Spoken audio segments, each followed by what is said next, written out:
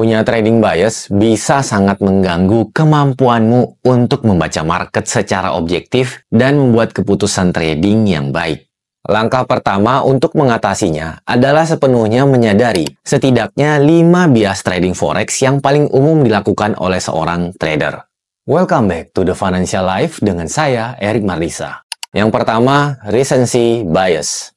Apakah kamu sering mendapati dirimu terpaku pada keputusan trading terbaru dan melupakan gambaran besarnya?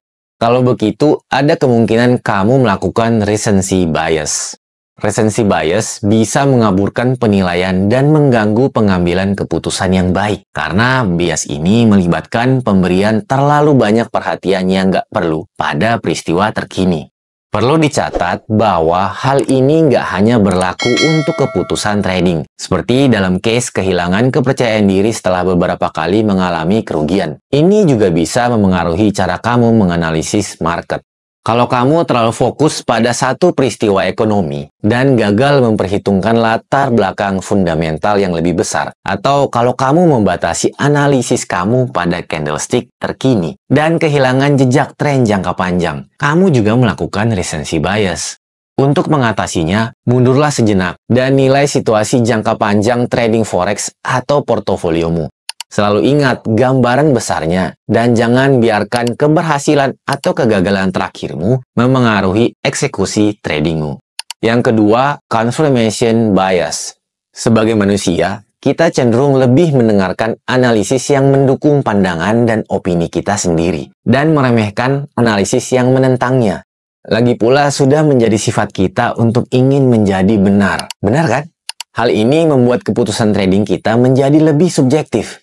Bakalan mudah untuk mengabaikan tanda-tanda market bearish kalau kamu sudah membaca analisis yang sangat optimis bullish dan telah memutuskan untuk mengambil posisi buy.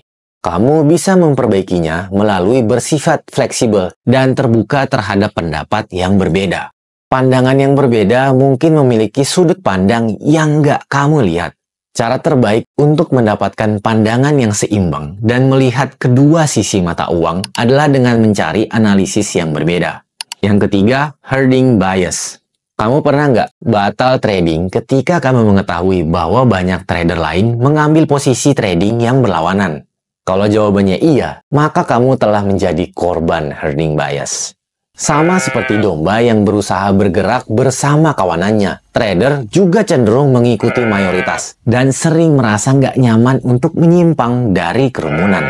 Itulah sifat manusia dan kita nggak bisa menghindarinya, ya kan?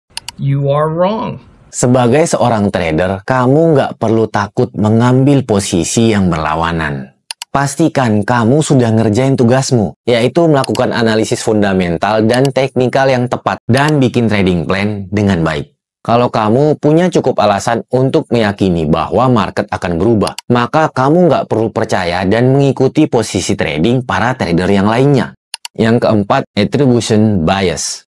Psikolog mendefinisikan attribution bias sebagai kesalahan kognitif dalam cara orang menentukan siapa dan apa yang bertanggung jawab atas suatu peristiwa dan hasilnya. Dalam trading, attribution bias terjadi ketika kamu memuji skillmu sendiri untuk trading yang profit dan menyalahkan yang loss pada faktor eksternal, contohnya ketidakpastian market atau koneksi internetmu yang lambat. Psikolog trading Brad Steenbarger mengatakan bahwa memiliki bias semacam itu bisa mendistorsi pengambilan keputusan kita.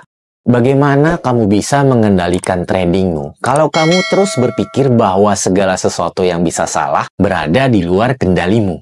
Disinilah pentingnya memiliki jurnal trading yang terperinci.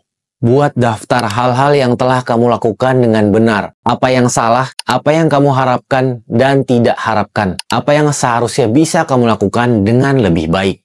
Menurut Brad Steenbarger, hal ini akan membantu kamu menyadari kekuatan dan kelemahan kamu yang diharapkan akan membuat kamu lebih memperhatikan proses tradingmu. Yang kelima, addiction bias. Sebagai seorang trader, kamu punya ingatan yang sangat jelas tentang mana saja trading yang berhasil cuan. Seperti halnya seorang petinju yang mengingat masa jaya-jayanya dengan jelas. Ingatlah bahwa nggak cukup hanya mengingat trading yang cuannya gede-gede doang. Walau bagaimanapun juga, yang kamu butuhkan itu adalah trading yang tinggi peluang berhasil profitnya.